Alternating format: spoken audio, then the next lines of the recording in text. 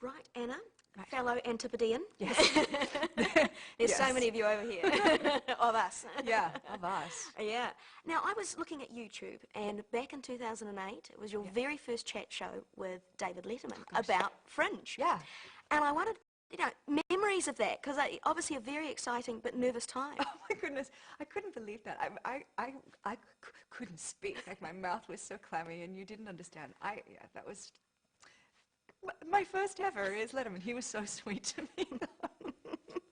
So still traumatized by it. Not traumatized. I don't remember. Like I don't really remember much of the actual day. I just know that happened, and So you're more into it now. I've slowly, you kind of just get, it's like any muscle that you exercise, you slowly get used to it.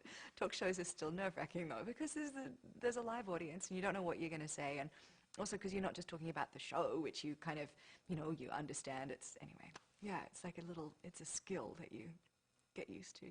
I'll try not to throw you with anything too tricky. Well, there's no audience Yeah, here, yeah. so I'm not as nervous, and I didn't have to walk across That's true. to sit down.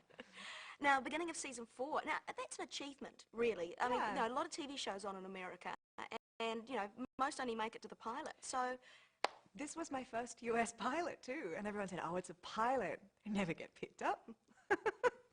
4 years on. Look at you now. Yeah, and John Noble too is an fellow Australian actor who spent quite a lot of time in New Zealand doing Lord of the Rings. Well, now they're doing The Hobbit. I mean, he'll probably, and it just takes years. You have to be there for years. Yes, forever and ever and ever. So can you give us any hints about season 4 and what's coming? Well, season 4 at the end of, I don't want to give spoilers away for season 3. I'm going to though, right? And then won't get in trouble. Looking around, no one said anything. At the end of season 3, at the beginning of season 4, we start with a world without Peter Bishop. And, Peter's one of our lead characters. To start a season without him was very strange indeed.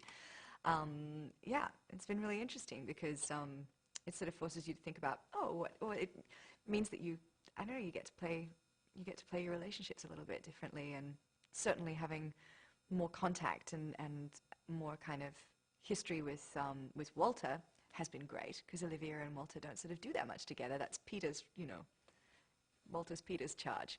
So that's been fun. The parallel universe is always a little bit trippy. But I did wonder that if, in real life, if we actually did have a parallel universe, is there anything you'd quite like to change a little bit in yours? Oh, in myself? Oh my God, yes, but nothing I'm going to say. Wouldn't we all? You can share. Gosh, wouldn't we all? Well, it's that funny thing of like what decision, everyone always talks about, what was the moment that changed your life, and you always think that it's like the big thing that you decide, but really it's probably like a phone call or a turn down a street or something. I love that. I was sort of hoping that we would see many, many parallel universes, and we would get to play many, many alternate versions of ourselves, but I think it got too confusing. Too confusing, too complicated. Yeah, didn't want to take it too far. They just didn't want to, Now, you have spent a little bit of time in Wellington, but it was a long time ago. Yeah, in Wellington. And you were filming a game. Yeah. An EA game. I can't quite remember what it was called. It was called Heavenly Sword, and it was motion capture, so it was for PlayStation 3. Yeah. Now, more of that seems to be happening. More actors seem to be doing that. Maggie Q from Nikita, she's done that too. Really? What's the appeal for an actor to do that? Well, you know what? I would really love to do something like that again, because I think that I didn't quite understand it. It was really quite new, and we had Andy Serkis came and played our big baddie in the game too, and so obviously he directed it as well. He was extremely experienced, and he's just done Planet of the Apes doing it again. And I think that the appeal is that if you think that it's not performance driven, you're crazy, because it is. But you can go so far. Like, you can go so far, and I didn't know how far you could go. I was also playing the straight character in it. All the others had these great, snake-like, swords and things. That would have been fun to do. But I guess it's something different. It's like a beautiful combination between, theater and film, in that you're being captured, but it's very much like anything goes, because you're just doing it in space, like nothing's real. So it's just complete make-believe, like standing in a little tiny volume and screaming to, thousands and thousands of people that aren't really there. It was imaginative. Now, in New Zealand, we'll remember you from Secret Life of Us, McLeod's Daughter. I mean, obviously, you're far past those now, but I did Not at all. Not at all. You still think fondly of them? Yeah, I mean, I always feel like, yeah. Yeah.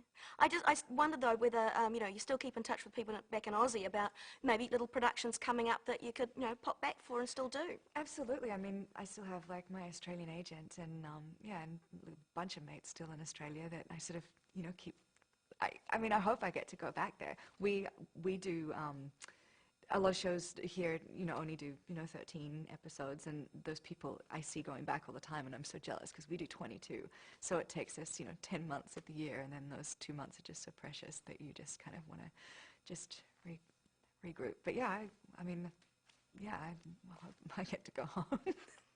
Lovely. That's great. Thank you very much. Thank Lovely you. to meet you. Yeah.